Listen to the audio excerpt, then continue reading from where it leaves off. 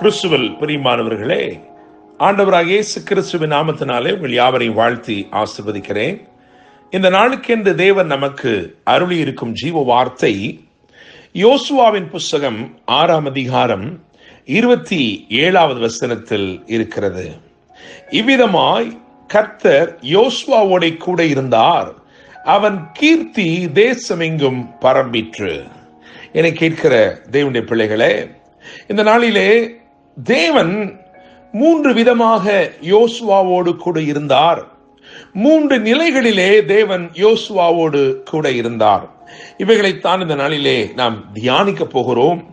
3 வசனங்களையும் நாம் வரிசைப்படுத்த இருக்கிறோம். தேவனுடைய பிள்ளைகளே, யோசுவாவின் புஸ்தகம் 1ஆம் அதிகாரம் அதிலே 5வது வசனத்தை வாசித்து பார்க்கும் பொழுது அங்கே ஆண்டவர் இப்படியாய் சொல்லுகிறார், நான் மோசையோடு இருந்தது போல உன்னோடும் இருப்பேன், நான் உன்னை விட்டு விலகுவதும் இல்லை, உன்னை கைவிடுவதும் இல்லை.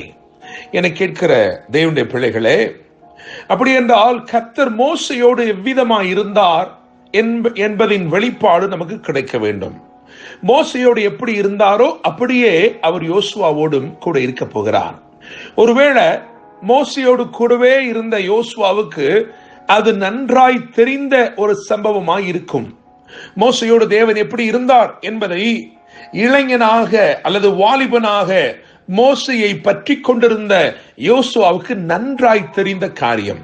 ஆனால் நமக்கு அது தெரியாது. எனவே வேதத்திலே சொல்லப்பட்டிருக்கிற வசனத்தின் வெளிச்சத்திலே தேவன் எவ்விதமாய் மோசையோடு இருந்தார் என்பதை நாம் தியானிக்கலாம். 3 விதமாக கர்த்தர் மோசையோடு இருந்ததாக வேதம் சொல்கிறது. அப்படியே யோசுவாவோடும் தேவன் இருந்தார். முதலாவதாக யாத்திராகமம் 4:12 பார்க்கும் பொழுது அங்கே ஆண்டவர் சொல்லுகிறார், நான் உன் வாயோட இருந்து நீ பேச வேண்டியதை உனக்கு போதிப்பேன் என்று சொல்லுகிறார். எனவே முதலாவது தேவன் மோசையுடைய வாயோடு கூட இருந்தார், அப்படியே அவர் யோசுவாவுடைய வாயோடும் கூட இருந்தார். தேவன் நம்முடைய வாயோடு இருப்பது மிகவும் அவசியமான ஒரு காரியம். நாம் பேச வேண்டிய காரியத்திலே தேவனுடைய ஜீவன் வெளிப்படும்படிக்கு, தேவனுடைய அதிகாரம் வெளிப்படும்படிக்கு அவர் நம்முடைய வாயோட இருந்து நாம் பேச வேண்டியதை நமக்கு போதிப்பது அவசியமாக இருக்கிறது. அப்படியாகத்தான் புதிய ஏற்பாட்டிலும் பேசுகிறவர்கள் நீங்கள் அல்ல, உங்களுக்குள் இருக்கிற பரிசுத்த ஆவியானவரை உங்களை கொண்டு பேசுவார் என்று எழுதியிருக்கிறது. எனவே தேவன் நம்முடைய வாயோட இருந்து நமக்காக பேசுவது அல்லது நம் சார்பிலே பேசுவது மிகவும் அவசியமாயிருக்கிறது. அதற்காகத்தான் அவர் அந்நிய பாஷைகளை எல்லாம் நமக்கு அருளி இருக்கிறார். இரண்டாவதாக யாத்திராகமத்தின் புஸ்தகம் 8ஆம் அதிகாரம் 18-19 ஆகிய வசனங்களை வாசித்து பார்க்கும் பொழுது அங்கே மந்திரவாதிகள் சொல்லுகிறார்கள், இது மோசையுடைய விரல் அல்ல, இது தேவனுடைய விரல் என்று சொல்கிறார்கள். அவர்கள் பேன்களை பிறப்பிக்கும்படிக்கு பிரயத்தனம் செய்து அவர்களால் முடியவில்லை என்று வந்தபோது அவர்கள் சொன்னார்கள், இது தேவனுடைய விரல் என்று சொல்லி. அப்படியாக மோசையுடைய விரல்களோட அவர் கூட இருந்தார். எனவே அவன் செய்கிற காரியங்கள் எல்லாம் வாய்த்தது. தேவனுடைய பிள்ளைகளே, இன்று கர்த்தர் நம்முடைய விரல்களோடு இருப்பது மிகவும் அவசியமான காரியம். நிச்சயமாய் தேவன் உங்கள் விரல்களோட கூட இருந்து நீங்கள் செய்கிற காரியங்களை வாய்க்க பண்ணுவார். மூன்றாவதாக யாத்திராகமத்தின் புஸ்தகம் 33ஆம் அதிகாரம் 15-17 வரை உள்ள வசனங்களை வாசிக்கும் பொழுது அங்கே அவனுடைய வழிகளில் அவனோட கூட இருந்தார்.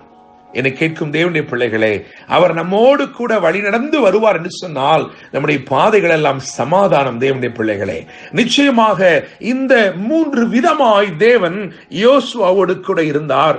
மாத்திரமல்ல, 3 நிலைகளிலே யோசுவாவோடு தேவன் இருந்தார். அதைத்தான் இன்னைக்கு முக்கியமாய் பார்க்க போகிறோம். யோசுவா 1ஆம் அதிகாரம் 5 மற்றும் 6 ஆகிய வசனங்களை பார்க்கும் பொழுது அங்கே ஆண்டவர் சொல்லுகிறார், நான் உன்னை விட்டு விலகுவதும் இல்லை, உன்னை கைவிடுவதும் இல்லை, உயிருள்ள நாளெல்லாம் ஒருவனும் உனக்கு முன்பதாக எதிர்த்து நிற்பதில்லை. ஒரு வெர்ஷன்ல எழுதியிருக்கிறது, nobody will have the will and power to compete with you. உன்னோடு கூட போட்டியிடுவதற்கு கூட ஒருவரும் இருக்க மாட்டார்கள். காரணம், தேவன் உன்னோடு கூட இருக்கிறார் என்று சொன்னால் அப்படிப்பட்ட ஜெயத்தை உன் வாழ்க்கையிலே தருகிறார். இந்த முதல் பகுதியிலே, அதாவது யோசுவா 1:5-6 வாசிக்கும் பொழுது அங்கே பங்கிட்டு கொடுக்கும் போது தேவன், என கேட்கிற தேவனுடைய பிள்ளைகளே, ஒரு பங்கும் இல்லாமல் ஒன்றுமே இல்லாதவனாய் புறப்பட்ட இந்த யோசுவாவை பார்த்து சொல்லுகிறார், அப்பா, நான் என்னுடைய தாசனாகிய மோசே மூலமாய் வாக்கு பண்ணப்பட்ட அல்லது ஆபிரகாமுக்கு உடன்படிக்கை பண்ணி நான் கொடுத்த அந்த பெரிய சுதந்திரத்தை நீதான் பங்கிட்டு கொடுக்க போகிறாய்.